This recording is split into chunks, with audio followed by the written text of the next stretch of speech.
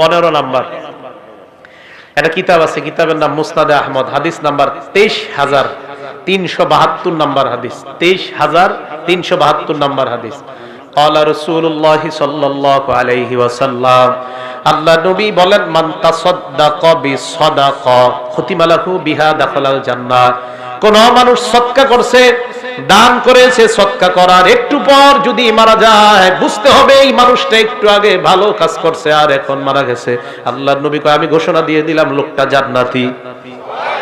আপনি সদকা করছেন, একটু পরে মারা গেছেন, তো নবীজি বলেন সে ভালো কাজ করছে শেষের দিকে, তার মানে শেষে একটা সদকা, এর দ্বারা প্রমাণ হয় তার শেষের আমলটা ভালো। খুতিমা লাহু বিহা দাখালাল জান্নাহ, আল্লাহ তাকে জান্নাত প্রবেশ করাবেন।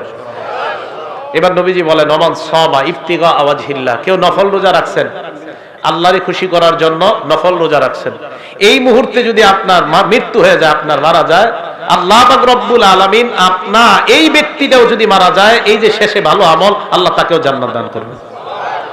তাহলে 15টা ভালো মৃত্যুর লক্ষণ বললাম।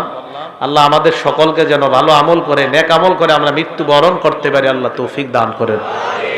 তো বলতেছিলাম, আল্লাহ বলেন তোমরা মৃত্যু থেকে পালিয়ে বেড়াও, এই মৃত্যু তোমাদেরকে পাকড়াও করবে, এই মৃত্যু তোমাদেরকে ধরবে। আল্লাহ আমাদের সকলকে মরণের প্রস্তুতি যেন আমরা নিতে পারি, আল্লাহ তৌফিক দান করেন।